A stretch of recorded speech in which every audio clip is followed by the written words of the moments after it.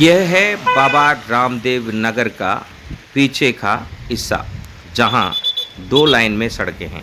कुछ महीने पहले जब हम यहां से गुजरा करते थे तो खाली सपाट मैदान नजर आया करता था। आज हालात बदल गए हैं। अब यहां पर कचरों को डालकर कब्जा किया गया और अब कबाड़ का व्यवसाय चलता है। बकायदा इस सरकारी भूमि पर कुछ प्राइवेट लोग किराया लेते हैं, किराया भी लाखों में।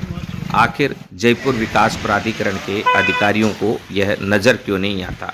और जयपुर विकास प्राधिकरण ही नहीं, अन्य एजेंसियां जो लगातार काम कर रही है, उनकी रिपोर्ट में भी यह जमीन का कब्जा क्यों नहीं दिखाई देता?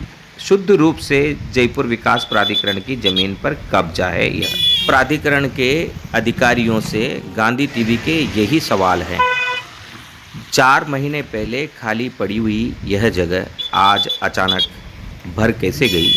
अब यहाँ कबाड़ी अपना व्यवसाय कैसे कर रहे हैं? अब कबाड़ियों से भारी किराया क्यों वसूला जा रहा है?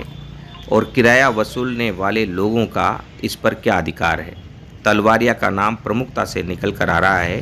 कहा जा रहा है कि किसी बांग्लादेशी को भी उन्होंने शरण दी है। कुछ दिन पूर्व ही एक पाकिस्तानी नागरिक को गलत तरीके से आधार कार्ड बनवा कर देने के मामले में राष्ट्रद्रोह का मुकदमा दर्ज हुआ था।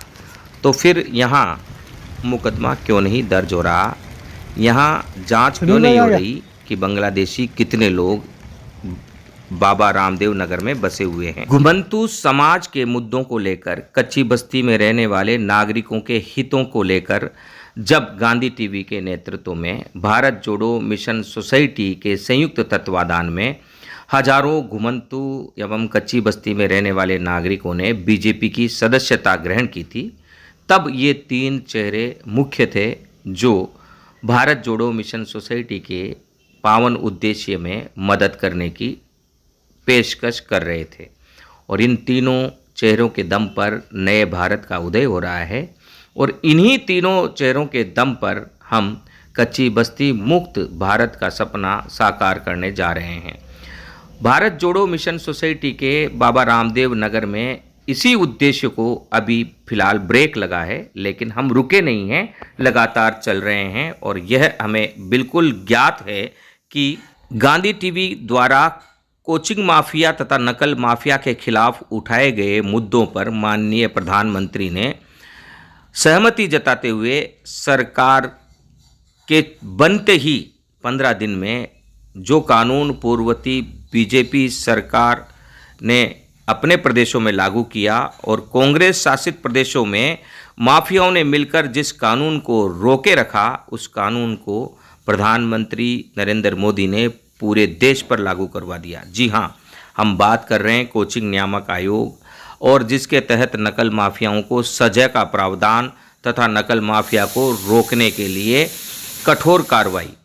और हम इन तीनों महान नेताओं के हमेशा शुक्रगुजार रहेंगे कि गरीब हित में किए जाने वाले भारत जोड़ो मिशन सोसाइटी के कार्यों में इनकी हमेशा मदद रहती है और इनका निर्णय हमेशा जनहित के पक्ष में होता है। हमारी रणनीति भी उसी दिशा में आगे बढ़ रही है और हमें आशा ही नहीं, पूरा विश्वास है कि आने वाले समय में यह काम कच्ची बस्ती मुक्त भारत का सपना, जो ड्राफ्ट भारत जोड़ो मिशन सोसाइटी ने बनाया है, उस ड्राफ्ट को लागू किया जाएगा। जिस प्रकार चुनाव से पहले इन तीनों नेताओं ने घुमंतू समाज को वादा किया, उस वादे को निभाते हुए राजस्थान में माननीय पंचायत राज मंत्री मदन दिलावर जी ने अपने पहले आदेश में 7 तारीख को हम मिले, उसी दिन आदेश दिया कि घुमंतू समाज को रियायती दर पर पंचायत स्तर पर भूमि उपलब्ध करवाई जाए। और वह आदेश हर सरपंच तक पहुंचा भी, और उस आदेश की पालना भी अब होने लगी है।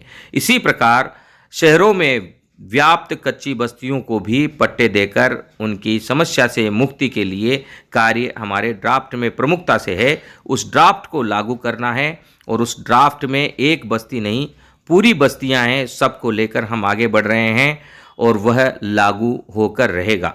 लिहाजा अब बाबा रामदेव नगर के नई कार्यकारिणी, नए नेताओं को जो अब अलग चल रहे हैं, एक बहुत बड़ी जिम्मेदारी है कि वे इसे लागू करें। अगर नहीं तो वे हमारे साथ चलें।